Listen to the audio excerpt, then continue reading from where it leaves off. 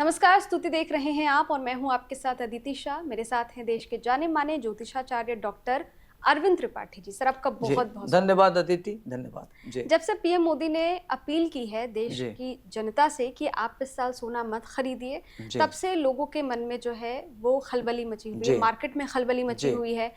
Import duty जो है वो सोने पे बढ़ा दी गई है, जिससे जी, सोना महंगा हो गया है। जी, आपने कहा था कि इस साल सोना जो है वो 50,000 से 40,000, 50,000 नीचे जाएगा जी, और 75,000 से 1 लाख के बीच में सोने के जी, दाम रहेंगे। बिल्कुल, लेकिन अगर अभी हम प्रेजेंट में देखें तो सोने का दाम बढ़ रहा है। जी। तो क्या लोग खरीदें, रुके, क्या करें? अब शादी का सीजन है, खरीदना तो है ही सोना, जो कंपलसरी चीजें, हुँ, क्या करें लोग?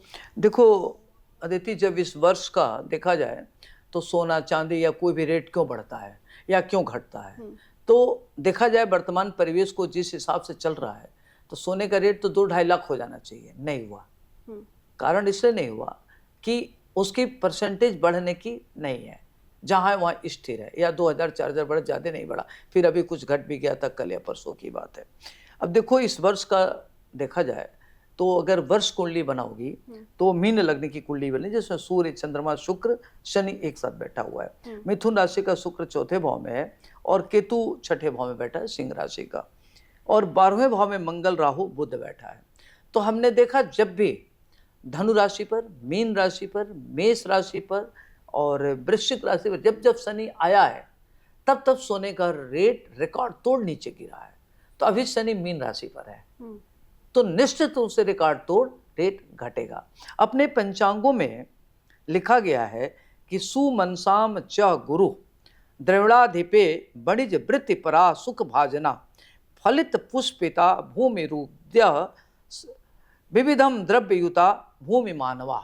मतलब ये श्लोक है, इसका मतलब ये हुआ कि जब निर्शेष बृहस्पति इस वर्ष के निर्शेष हैं, तो जब होते हैं तो हल्दी, पीली धातु, सोना, ये सब रेट घटेगा, पीले रंग का घटेगा, पीले रंग की जो भी मेटल होगा वो रेट घटेगा।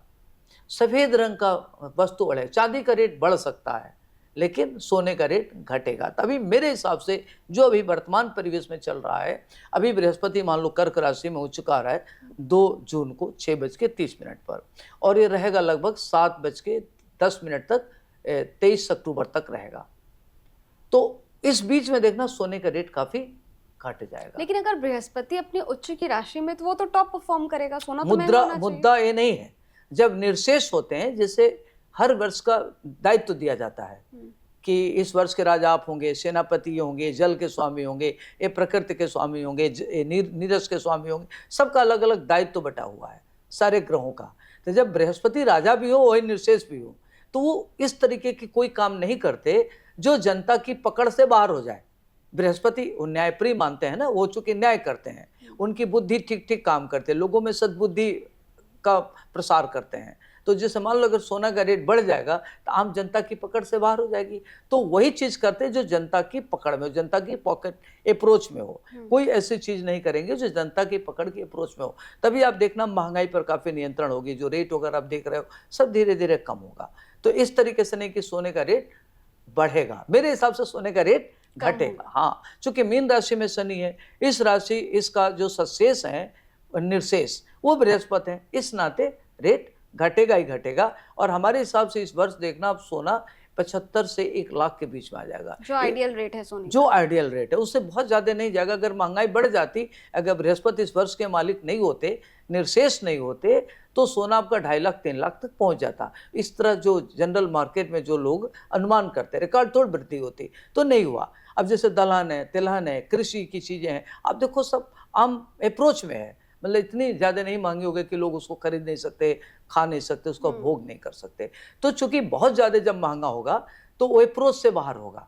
तो ये चूंकि अभी मोदी जी ने आपके कहा है कि आप पे मत करिए, तो वो तो वर्तमान परिवेश को देखते हुए कहा कि भाई अभी संकटकालीन है। अभी उन्होंने देखा होगा जो भी उनकी अपनी नीति होगी, जो भी उनकी कूटनीति होगी, जो उन्होंने सोचा होगा उस पर जनता के सामने अपील किया कि भाई आप अपने खर्च को कंट्रोल करिए, अगर 4 गाड़ी है तो एक ही गाड़ी का प्रयोग करिए, खर्चे कम करिए, पेट्रोल कम जलाइए, गैस का कम प्रयोग करिए, बिजली कम प्रयोग करिए।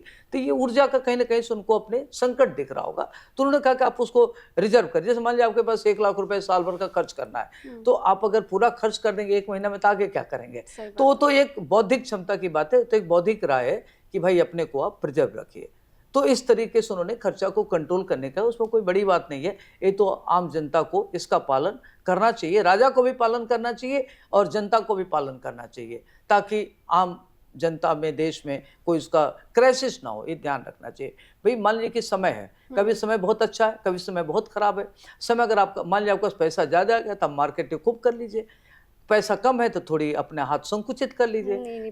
ये तो नॉर्मल सी बात है, इसमें कोई बहुत बड़ी बात नहीं है। उन्होंने आपको एक गार्जियन के रूप में एक संदेश दिया कि भाई अपने खर्च को थोड़ा कंट्रोल करिए, थोड़े दिन कर लीजिए, फिर आप मनमौजी करते रहिए, क्या फर्क पड़ता है। सोना चांदी जो है वो 75,000 से 1 लाख 75 से 1 लाख के बीच में आ जाएगा, वो जल्दी सुनने को मिलेगा। मैं भी इंतजार कर रही हूँ, हमारे दर्शक भी इस बात का इंतजार कर रहे हैं, क्योंकि आपकी भविष्यवाणी जो है ना वो लगभग सच साबित हुई हम है। देखो कोई चीज अगर बात करते हैं तो ग्रहों के प्रभाव के हिसाब से बात करते हैं। अगर ग्रह, अभी मैंने बता दिया कि अमन चैन शांति की, अभी इसके पहले मैंने युद्ध की प्रेडिक्शन कर दिया, तो उस तरह की पोजीशन थी, ग्रह की जैसी पोजीशन होती, ग्रह की जैसी चाल होती वैसे प्रेडिक्शन होता है आपका। तो इसमें हमारा कोई विजन, हमारा कोई वर्जन नहीं है, ये वर्जन ग्रहों के हिसाब से है कि ग्रह क्या कहते हैं उसको हम पढ़ के बता देते हैं। चूंकि ज्योतिष न तो किसी की भाग्य को बढ़ाता है न घटाता है, वो जो लिखा होता है उसको बस पढ़ देता है। हाँ, बस ज्योतिष की भूमिका इतनी होती, इससे ज्यादा पढ़ने की कोशिश करता आदमी।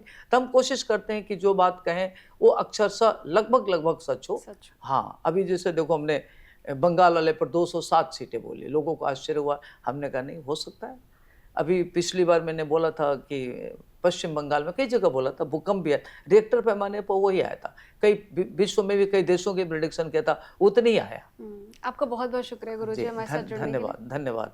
अगर आपको ये वीडियो पसंद आया हो तो वीडियो को लाइक कीजिएगा, शेयर कीजिएगा, कमेंट बॉक्स में कमेंट करना मत भूलिएगा। मिलते हैं अगली वीडियो में, तब तक के लिए इजाजत दीजिए। देखते रहिए स्तुति, मेरे यानी अदिति शाह के साथ। शुक्रिया। क्या आप जानते हैं श्री कृष्ण ही काली है? क्या आपको पता है राधा जी ने श्री कृष्ण के सामने कौन सी 3 शर्तें रखी थी? क्या आप जानते हैं कि द्रौपदी पिछले जन्म में कौन थी और उन्हें 5 पति कैसे मिले? स्तुति चैनल पर सोमवार से शुक्रवार हम लेकर आ रहे हैं ऐसी ही पौराणिक और रहस्यमय कहानियों की खास सीरीज, जहां हर कहानी में छिपा है धर्म, रहस्य और जीवन का गहरा सच। तो अभी स्तुति चैनल को सब्सक्राइब कीजिए और इस अद्भुत सफर का हिस्सा बनिए। क्या आप जानते हैं श्री कृष्ण ही काली है? क्या आपको पता है राधा जी ने श्री कृष्ण के सामने कौन सी 3 शर्तें रखी थी? क्या आप जानते हैं कि द्रौपदी पिछले जन्म में कौन थी और उन्हें 5 पति कैसे मिले? स्तुति चैनल पर सोमवार से शुक्रवार हम लेकर आ रहे हैं ऐसी ही पौराणिक और रहस्यमय कहानियों की खास सीरीज, जहां हर कहानी में छिपा है धर्म, रहस्य और जीवन का गहरा सच। तो अभी स्तुति चैनल को सब्सक्राइब कीजिए और इस अद्भुत सफर का हिस्सा बनिए।